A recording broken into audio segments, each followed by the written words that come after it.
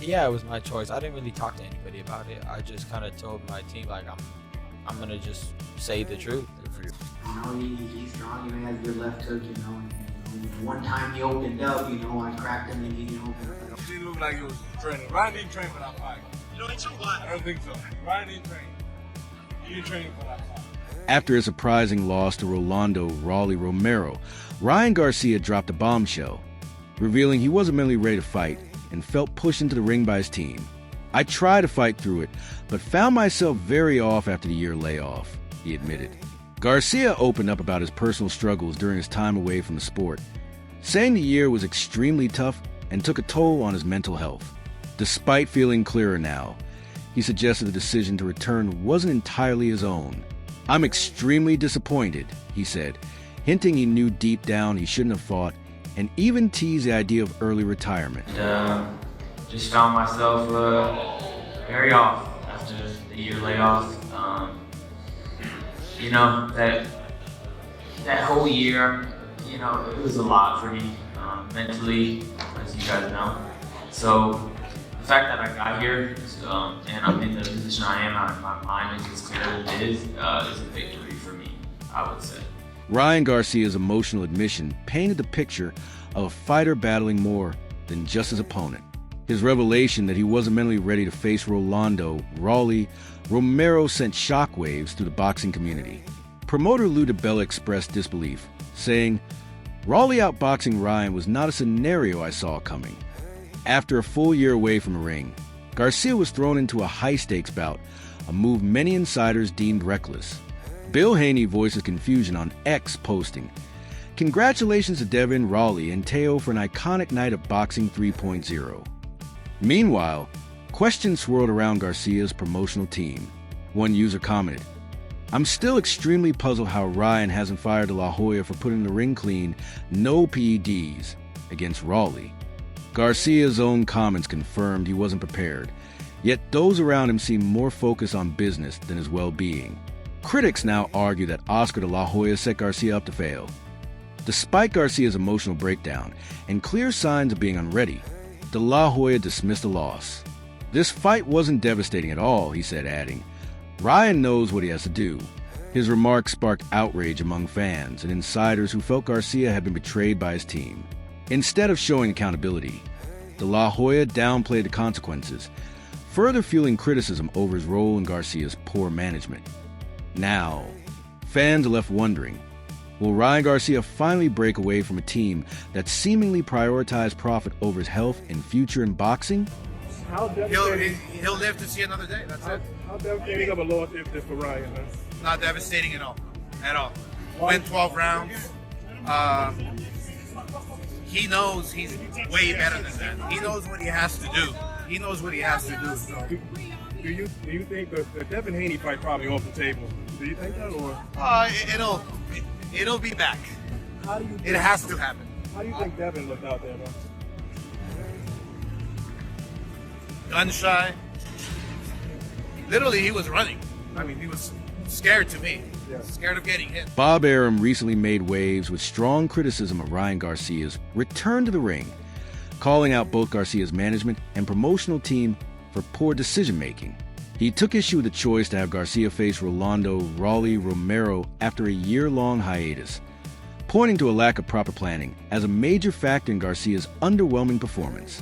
Arum stressed that after such a lengthy layoff, Garcia should have taken a tune-up fight before stepping into a high-risk bout against a dangerous opponent like Romero.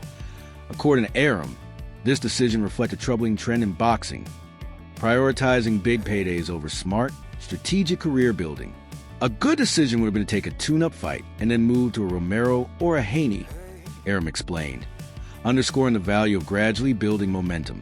He emphasized that boxers need time to regain rhythm and confidence after long breaks, and rushing them back into elite-level competition can be detrimental. That Arum's remarks highlight the broader issue of how financial incentives often override sound matchmaking decisions in boxing.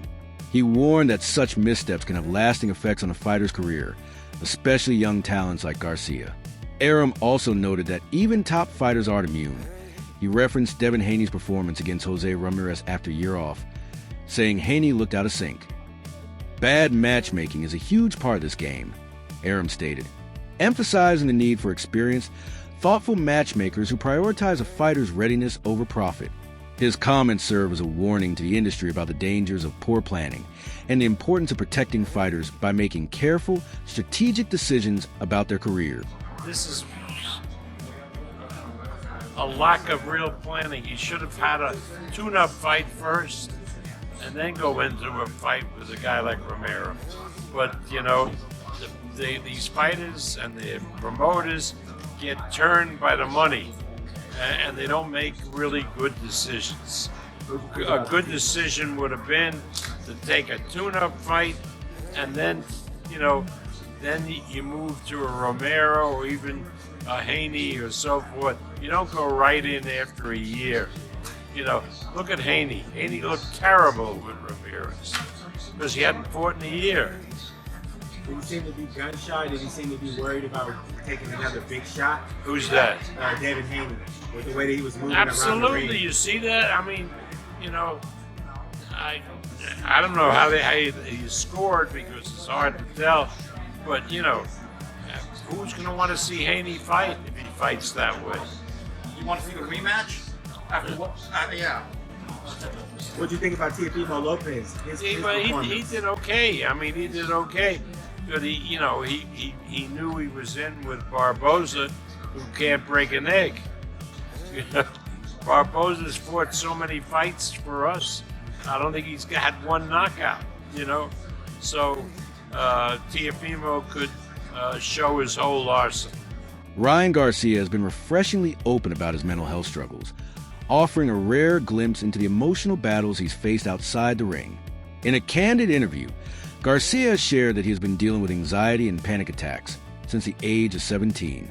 At one point, his fear became so overwhelming that he developed hypochondria, obsessing over the idea that he was gravely ill. His focus faded, and his anxiety spiraled out of control. "I just kept going through that, more panic attacks, and I couldn't breathe half the time," he recalled, highlighting the heavy toll it took on him. Instead of hiding behind a more socially accepted excuse like a physical injury, Garcia made the bold decision to be honest about his mental health. "It was my choice," he said, revealing that he didn't even consult his team before speaking out. Despite facing backlash, he stood firm, explaining that being truthful was a first step toward healing. He urged others facing similar struggles to seek support and practice self-awareness. "Talk to the right people, talk to yourself, and understand you're not alone." He advised that Garcia's courage in revealing his vulnerability has opened important conversations about mental health in boxing, a sport where emotional struggles are often kept in the shadows. His honesty may empower others to do the same. This was a time, obviously, in learning more about. You go to therapy? Yeah, I was going to therapy, and I took all the steps that I just wanted to get better, so I took every step that you And could. who advised you to be so open about it? Because I'm sure your team was like, let's just say it's a shoulder injury, let's not talk about mental health. Because again, you're the first one to do it. Yeah, Was it your choice? Yeah, it was my choice. I didn't really talk to anybody about it. I just kind of told my team, like, I'm gonna just say the truth. That's it. And we'll see. And you still got backlash after that? Yeah. Jesus. Of course, because there's people that have like this idea On social media. Well, because they really want me to, like, you know, I'm just easy to pick on, right? Totally. Yeah. Like, oh, you know, this kid. Like he has everything. Yeah. What do you mean mental health? It's Yeah. like, no, you don't understand. Like, Yeah, your no, stuff, crazy. but- You're but still stuff a doesn't human equal being half. first, But the you know? thing is, I've struggled with it since I was 17. It was something new. It just got to like a place where, and I don't even know how it truly happened, but because I had just won the biggest fight of my life. Which fight was that? It was Luke Campbell, right after Yeah. I knocked him out. Huge fight. And I was on top of the world. Like, I mean, my social media numbers were even crazier than it is now. And it's Is there big crazy now. growth from that? Yeah. Yeah, it was amazing. But Was it the pressure? Is that what got to you? no, I got to, like, I just got so lost. Like, I don't know. I can't really explain it. I just kind of like being in a maze and you don't know where to go. Like, I just couldn't keep my focus on anything. And then I just kept on thinking I was sick. I became like a true hypochondriac to the point where I was like, yo, I got a problem for sure. Like, and then I just kept going through that, and then more panic attacks, and I couldn't breathe half the time. So how'd you get out of it? Talk to the right people. Talk to the right people. First of all, talk to yourself. Yeah. Say this is an issue. Exactly, being honest with yourself, the truth, and then conversations with people and understanding that other people have went through a similar situation. It kind of eases off that I think I'm alone in a way. Like, Yeah. Okay. Both Mike Tyson and Derek Jeter expressed disappointment in Ryan Garcia's performance following his loss to Rolando Rolly Romero. During a live discussion, Derek was blunt, stating Ryan didn't train for that fight. He highlighted that Garcia's lack of preparation was evident, especially after a year-long layoff.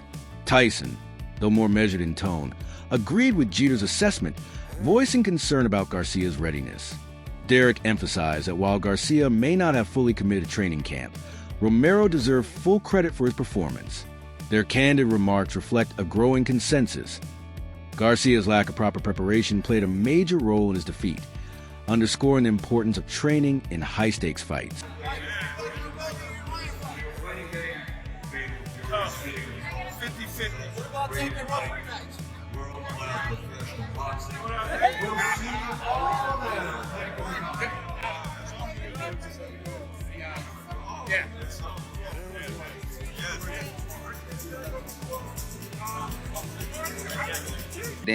A dance partner that makes sense.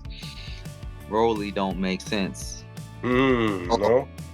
Not really. I mean, what is he known for? Getting beat, and then not looking so good. Like, he's been on a kind of a downward spiral. He doesn't even look very confident about this fight. Now, I'll be the first one to tell you that I'm always on Rolly's team, but it just doesn't look so good right now. But I'm going to tune in. Hopefully, he can pull up an upset and actually give a good fight. I just haven't seen him in one in a long time. Teddy Atlas recently offered an insightful breakdown of Ryan Garcia's return to the ring against Rolando Rolly Romero, analyzing both fighters with his trademark candor. He noted that this matchup gives Romero another big opportunity to prove himself and secure a major payday. While Atlas joked about Romero possibly having behind-the-scenes leverage to land these fights, he also praised his fighting spirit and acknowledged the stability Romero seems to have found in recent bouts. Turning to Garcia, Atlas remarked on the noticeable change in his demeanor. He sees a more mature, focused fighter, someone who now appears quieter and more dedicated to sport. Atlas didn't shy away from Garcia's troubled past, referencing moments of self-doubt and questionable decisions that once raised concerns.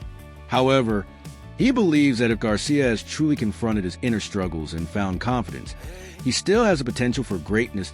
As for Romero, Atlas highlighted his strong fundamentals, talent, technique, and effective style, which can make him a dominant force, especially if he's mentally and emotionally aligned. While the outcome of the bout remains uncertain, Atlas concluded that Romero could rise to the occasion if he brings his best to the ring versus Rolly Romero. Rolly gets another crack at it, another huge fight, another payday. Does Rolly, hey, look, I'm a kid. I'm kidding. I like him. He's a fighter. I like him. He's a fighter, and he's gotten a little more humble. He's quieted down. He just fights now. I like him. But let me ask you a question, Mark. Okay? Again, because I think people, if anything, they can hate me, they can like me, they can tolerate me, but they know I'm going to say what I think, and maybe what they're thinking, but they can't say. But does he have pictures on somebody? Because he keeps getting these fights. He loses the big ones, and he gives it all. I'm not knocking him, but he loses the big ones, and then he comes up and gets a big fight where obviously it passes somebody else up on a line that probably thinks, hey, wait a minute, I've been winning. I've been winning over here, and I'm not getting this shot. This guy loses when he gets them, and he gets another one. Like, what the heck? What the heck? You go back to when he was fighting on Showbox. He fought a guy from a Dominican kid named Jackson Marinas. I thought he lost that fight. I was live at the fight in Vegas versus Ishmael Barossa. Tony Weeks gives him a gift, stops the fight. Horrible stoppage. He loses to Pitbull Cruz, to your point, to Tank Davis, and here he is again. He could talk, he could sell, right? He's got a mouthpiece on him. And he's got Al Heyman. He's got Al Heyman. Al Heyman has helped him. Yeah, most importantly. And an exciting style, right? He does come forward, he is strong, and he engages. So in this Yeah, he's fight, kind of sometimes he's kamikaze, but yeah, he goes and he comes and he comes and he puts it forward and he leaves it. Rolando Rolly Romero's win over Ryan Garcia is being seen as a major wake-up call for fighters, coaches, and the boxing world at large. The fight underscored the critical importance of discipline, preparation, and consistency, qualities that are non-negotiable in a sport long referred to as the sweet science.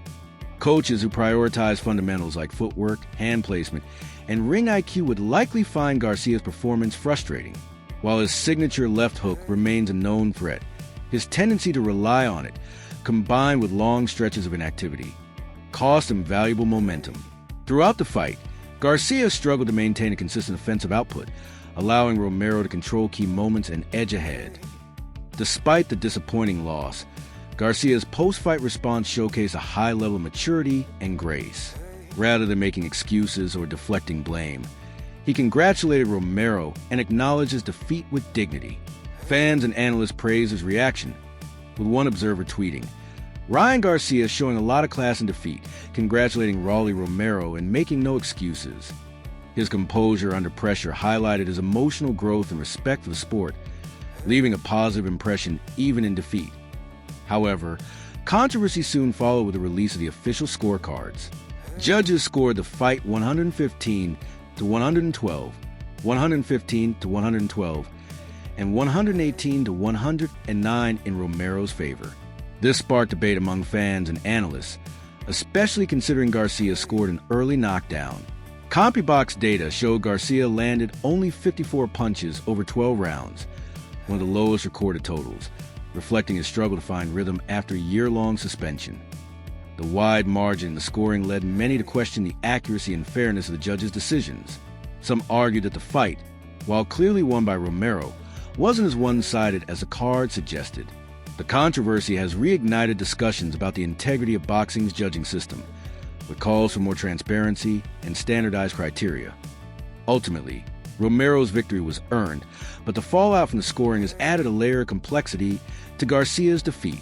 It serves as a reminder that, in boxing, both in-ring performance and ringside judgment must be held to the highest standards to preserve the sport's credibility. A welterweight in Ryan Garcia threw just over 200 punches. Alright, now we have heavyweight fights. We have heavyweight fights like Joe Joyce versus Filip Hrgovic, which I think were double that in a 10-round fight, and they're heavyweights, big heavyweights.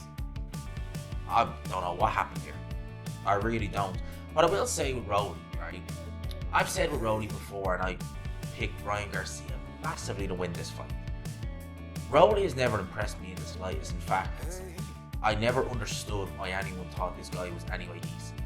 I thought he lost the fight earlier in his career. I can't remember the guy's name he was in there with, but it was a very dubious decision. He looked, well, against Ishmael Barroso, a guy who was officially 40, but let's be real, was probably close to 50. He looked terrible in that fight. He got dropped in that fight. He got stopped with one punch by Tank Davis. He got the living crap beat out of him by Pitbull last year, so much so that when they interviewed him in the post-fight, he sounded just completely incoherent and out of it because he was probably concussed in that fight. And I just thought, like, this is just tailor-made for Ryan Garcia. He's got the easiest fight out of them all. It's just tailor-made for him. And I thought we would see one of these three guys, Teofimo Lopez. And his fight with Barbosa was probably the most entertaining fight of the three main events. And that wasn't a great fight. It was good, but it wasn't great. This, I don't know what it was. Was it something to do with the fact that it was in Times Square? The atmosphere was not what I was expecting. Following Ryan Garcia's loss to Rolando Rolly Romero, speculation began swirling about the future of a potential rematch with Devin Haney. Many questioned whether Garcia could recover from the setback and still secure a high-stakes bout with Haney. However, Oscar de la Hoya, Garcia's promoter, quickly put those doubts to rest. He confirmed that the rematch is still on track and emphasized that Garcia's recent defeat would not derail their plans. De La Hoya reassured fans that Ryan remains determined and focused on facing Haney, maintaining his ambition to prove himself at the top level. Adding to the conversation, rising lightweight star Keyshawn Davis came out in strong support of Garcia.